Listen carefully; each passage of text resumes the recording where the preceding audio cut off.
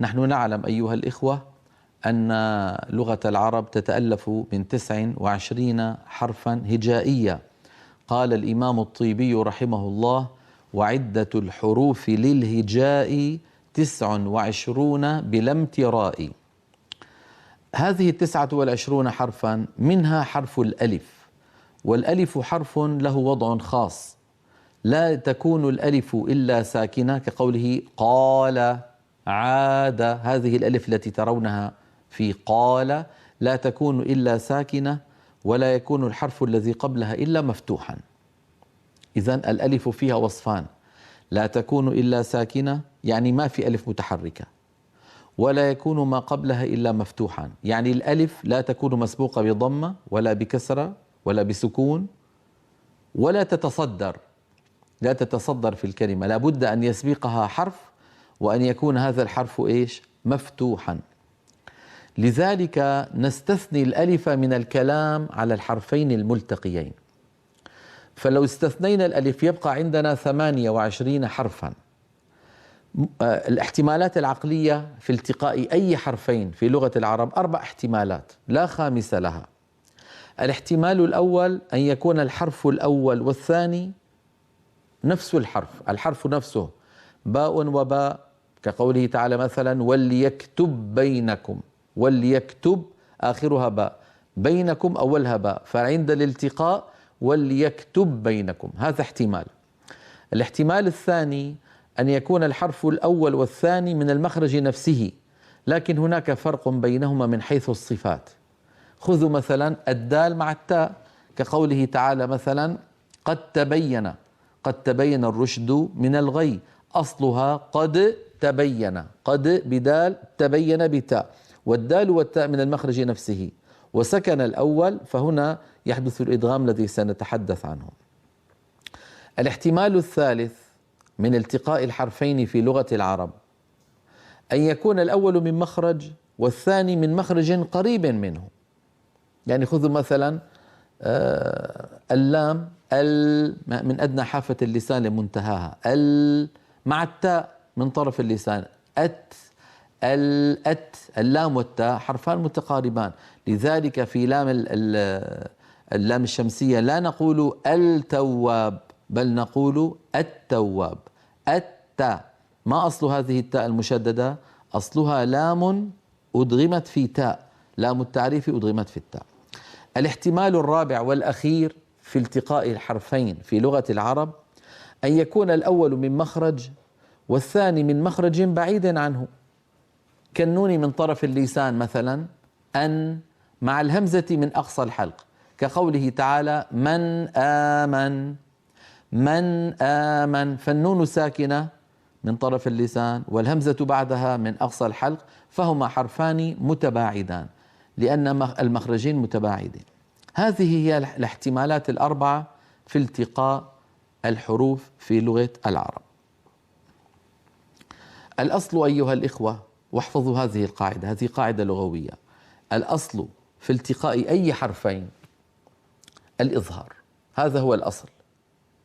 الأصل أن يكون كل حرف ظاهر، لكن العرب كانوا يعدلون عن هذا الأصل في مواضع، يجدون دمج حرفين ببعضهما أسهل عليهم في النطق.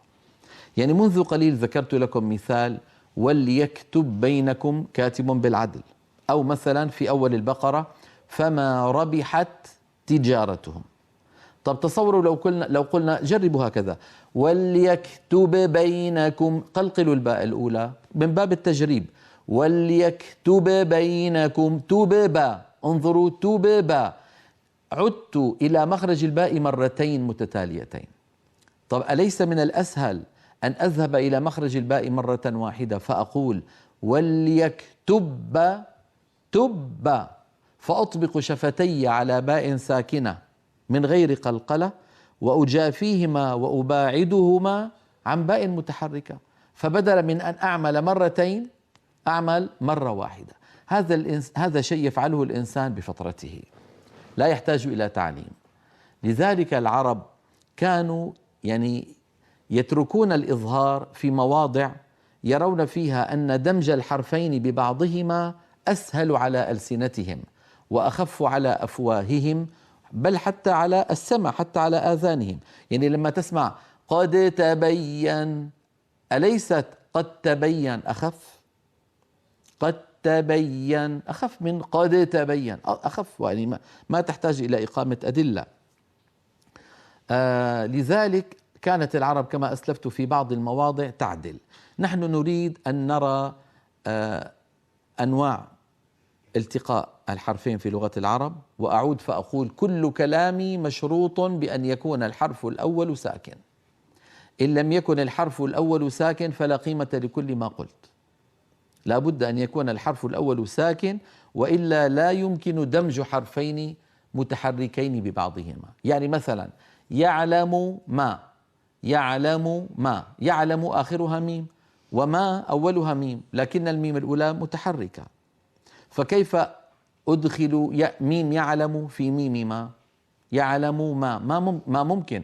يعلم لأنه الضمة التي هي واو قصيرة حالت بين الميمين، فإن أردت دمج الميمين ببعضهما لابد أن أنزع من الميم الأولى ضمتها فتسكن فتصبح يعلم ما، وهذا تفعله بعض القبائل العربية ويسمى الإدغام الكبير. ليس من بحثنا وليس من علم التجويد، هو من علم القراءات.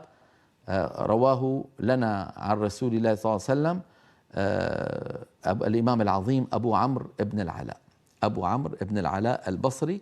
نعود إلى بحثنا. الحرفان الملتقيان 4 احتمالات: أن يكونا من مخرج واحد وصفاتهما واحدة يعني متماثلان، أن يكون من المخرج نفسه وبينهما اختلاف في بعض الصفات متجانسان، أن يكون من مخرجين متقاربين وبينهما أيضا تقارب في الصفات متقاربان، أن يكون هذا من مخرج وذاك من مخرج متباعدين متباعدان.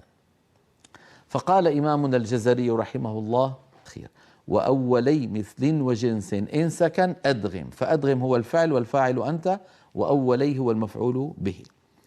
ولكنه اشترط كما أسلفنا قوله إن سكن، فلا بد أن يكون الأول ساكن. ثم بعد ذلك أتى بأمثلة، قال كقل ربي وبلى. بلى هذا إدغام متماثلين، بلى يخافون الآخرة، أدغمنا اللام في اللام. قل ربي لها كلام سيأتي معنا لأنها متجانسين عند بعض الأئمة كما سبق في مخارج الحروف، وسأذكركم بذلك بعد قليل. وليست من قبيل المتجانسين، بل هي من قبيل المتقاربين المتفق عليه عند بعض الأئمة، سيأتي ذلك إن شاء الله. ثم استثنى كلمات، قال أبن. أبن فعل أمر من الإبانة، أبن يعني أظهر، يعني لا تدغم. وأتى بأمثلة سنمر عليها بإذن الله في آخر درسنا واحدا واحدا.